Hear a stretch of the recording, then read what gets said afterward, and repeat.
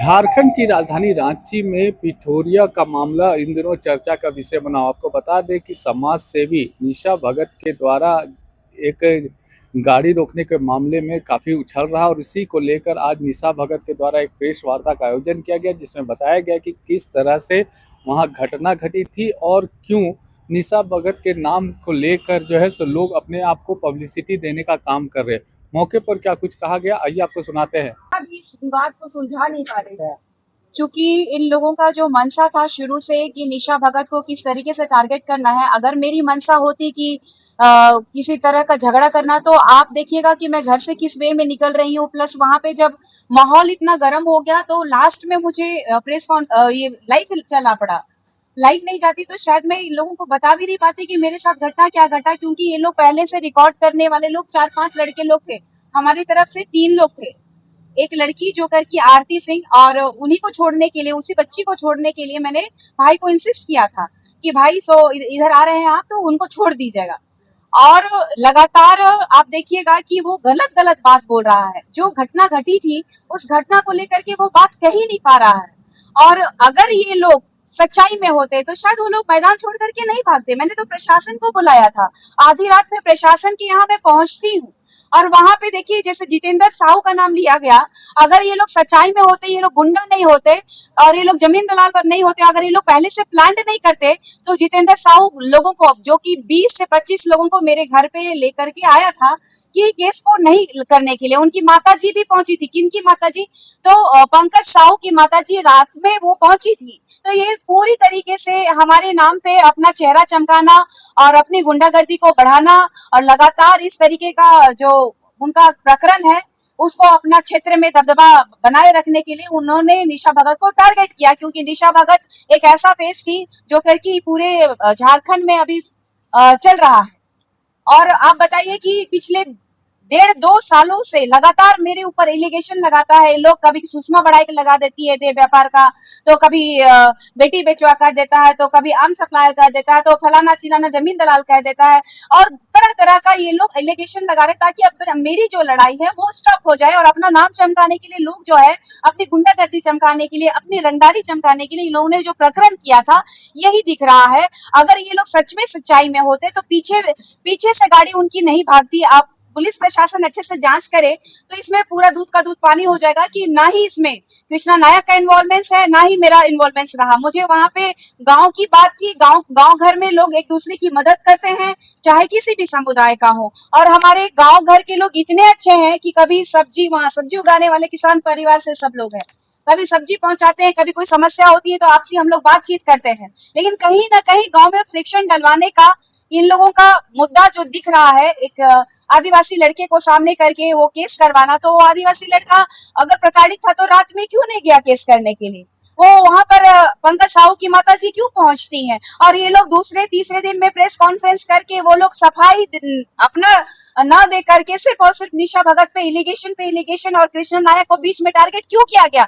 जबकि कृष्णा नायक एक सनातन लड़का और सनातन भाई होने के नाते मैं उनके साथ में, मेरा 8 साल से मैं राखी बांधती हूँ उनको। हमारा कोई भी ऐसा कोई किसी तरह का एक भी केस निकाल दीजिए, चाहे कोई भी एप्लीकेशन, अगर कोई भी दावा करता है कि निशा भगत जमीन को लेकर के या फिर कृष्णा नायक है, तो बोला ना हमने कि एक आवेदन भी दे दीजिए ना, एक आवेदन दे दीजिए कि हमारी संलिप्तता है या फिर हमने किसी जमीन पे रंगदारी की है। हम जो भी गांव के लोग जो आवेदन देते हैं संवैधानिक तरीके से कि हमारा जो जमीन लूटा जा रहा है या तो हमारे पास ये समस्या है, सारे पेपर्स के बाद में हम उसमें जांच करने के बाद ही हम चढ़ते हैं। तो कहाँ यहाँ दिख रहा है? पंकज साहू का ये आरोप है मैडम कि मैनेज करने के लिए 2 लाख रुपया का आप मांग किए।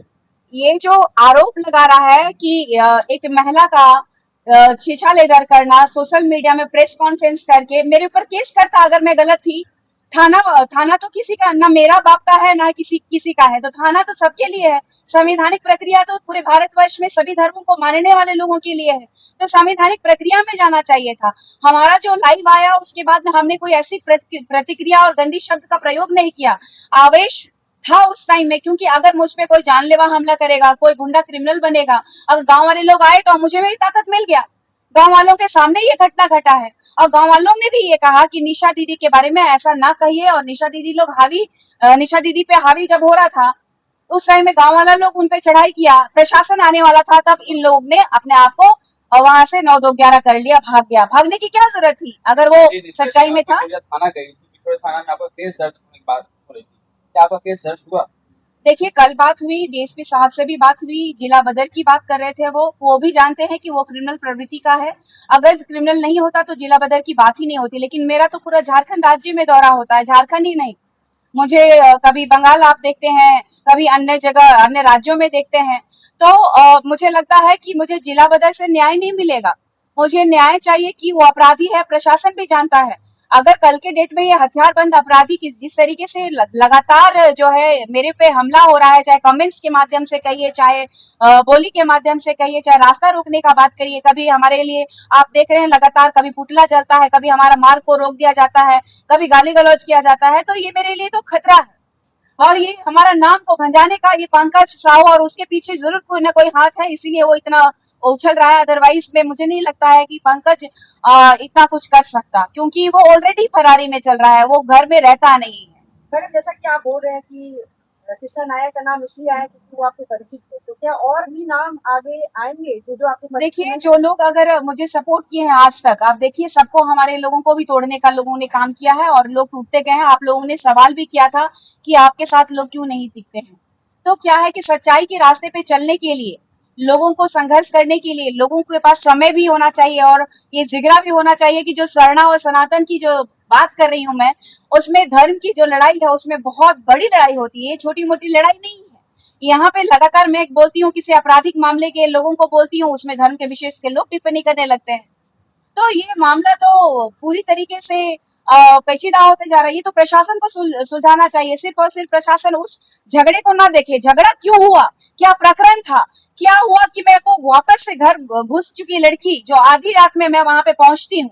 अगर गांव नहीं होता तो मैं निकलती भी नहीं बिना प्रशासन को बोले हुए। लेकिन गांव में कोई भी चाहता है कि परिवार होता है, और गांव का प्रवृत्ति हम लोगों का शुरू से रहा है कि एक दूसरे के साथ मेल मिलाप पे रहना।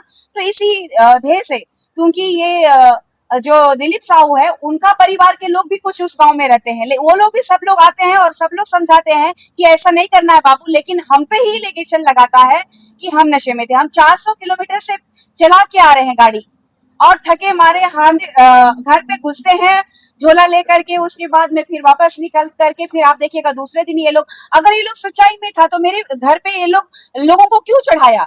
वो भी ऐसे लोगों को जो कि जितेंद्र साहू का कोई धुला हुआ कैरेक्टर तो नहीं है। आपसे बातचीत करने के लिए सभी आए थे, लेकिन आपने 2 घंटा तक उनका इंतजार करवाया, उसके बाद आपसे 2 व्यक्ति बात की, एक का नाम? देखिए, पूरा सीसीटीवी फुटेजेस में आपको दिखेगा कि जब तक प्रशासन नहीं आई, क्योंकि हम जान रहे हैं कि मेरे साथ में ये लोग धमकाने प्रवृत्ति से ही आए हैं, ये गांव वाले लोगों को तो बाद में लेके आए। सबसे पहले जितेंद्र साहू पहुंचता है, उसका फुटेजेस भी है, एक फॉर्च्यूनर कार में पहुंचता है, उनके लड़के पहुंचते हैं, आप देखिएगा बिना नंबर का स्कूटर तक पहुंचता है ताकि कोई वारदात को अंजाम दिया जा सके। लेकिन इन लोगों की मंशा विफल हो जाती है, क्योंकि मैं संवैधानिक प्रक्रिया में चलती हूँ और पेपर पे बात करती हूँ और डंके के चोट पे सच्चाई बोलती हूँ। और सच उनका कहना है कि आप जानबूझकर पुलिस प्रशासन को बुलाई, वहाँ का मुखिया, वहाँ का सरपंच गया था आपसे बात? बिल्कुल नहीं। देखिए, ऐसा बात है कि मुखिया को पहले भेजना चाहिए था। आप लोगों ने देखा कि जो लड़का मेरे पास में आया था, वो लड़का ऑलरेडी हमको गाली गलौज कर चुका था, लेकिन फिर भी हम उतना लेते नहीं कि गांव देहात का लोग जो है नहीं जान पाया, किसी के बहकावे में आया बोल करके उस बच्चे को माफ किया था मैंने। लेकिन उस टाइम में ये प्रक्रिया थी, जो बच्चा हमको गाली दिया उसको आप अगवा करिएगा, कि कोई सरपंच को कीजिएगा, कि कोई गांव का जो अगुवाई करता है उसको अगुवाई करिएगा कि निशा दीदी खोलिए। बजाने गया था बच्चा जिसको मारी? बिल्कुल नहीं।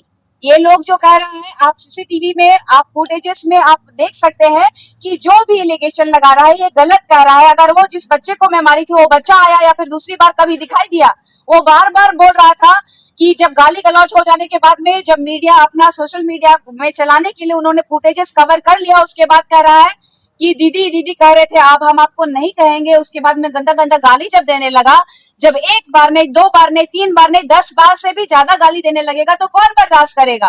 वो भी पूरे गांव वालों के सामने, पूरा समाज में जब आपकी इज्जत होगी तो आपको कोई थप्पड़ मारेगा तो आज के समय में ये जमाना नहीं है कि आप उसको दूसरा थप्पड़ मारने के लिए गाल दे दीजिएगा।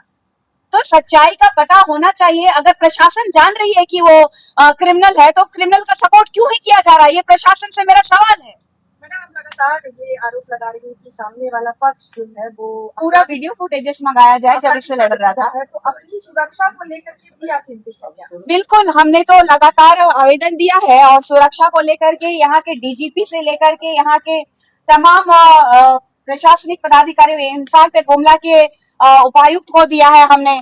और उसके बाद में आप देख लीजिए कि कार्रवाई भी हुई है कि अनुमंडल पदाधिकारी सह दंडाधिकारी का कार्यालय गुमला में दिया गया आवेदन। सुश्री निशा कुमारी भगत, पिता श्री हंदू भगत, निवासी डीएसपी रोड, बड़ा मोहल्ला गुमला से प्राप्त आवेदन प्रवीण कच्छप उसी समय दिया हुआ। प्रवीण कच्छप जब ईसाई लोग हम पे जानलेवा हमला की बात किए थे, जान से मारने की धमकी देने एवं सोशल मीडिया पर फोटो द्वारा चरित्र पर कीचड़ उछाड़ने के संबंध में हमने तो कब दिया है, 2025 का ही है, 10वां महीना का है 11। आप देख लीजिए कि किसको दिया है, पुलिस अधीक्षक महोदय को दिया हुआ है।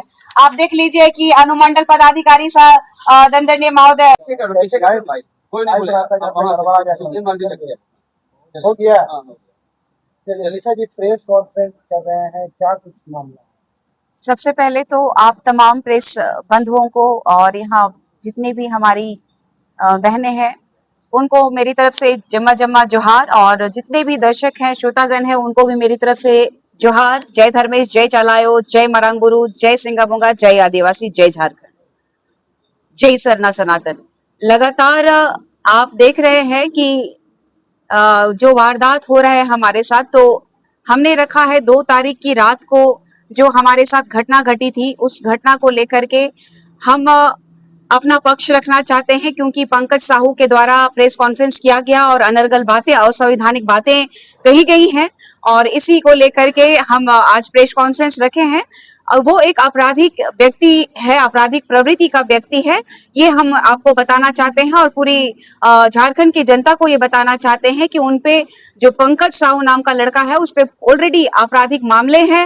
वो अगर प्रशासन के समक्ष वो जाकर के खुद आवेदन नहीं दे पा रहा है, इसका मतलब षड्यंत्र को समझना है कि एक आदिवासी लड़का को सामने करता है, उसके बावजूद वो आदिवासी लड़का जो है उस रात में अगर घटना घटी थी, उस दिन अगर उसके साथ अन्याय हुआ, या तो फिर कृष्णा नायक का जो नाम आ रहा है, जो कर की पिठोरिया के महावीर मंडल के अध्यक्ष हैं, जो कर की अपने समाज, अपने सनातन समाज के लिए लगातार प्रखरता से काम करते हुए वो आ रहे हैं, उनपे अगर किसी तरह का अनर्गल आरोप लगा रहा है तो उसका प्रमाण कोई भी थाने में देना चाहिए कि कोई थाने में प्रमाण है या नहीं, क्या जमीन दलाली में संलिप्तता है। निशा भगत जिस जमीन में रह रही है, जिस तरीके से कहा गया कि निशा भगत जो है जमीन कब्जा करने के लिए है, मेरे छवि को धूमिल करना चाहते हैं, मेरे चरित्र के बारे में अनर्गल बात बोल रहा है ये पंकज साहू।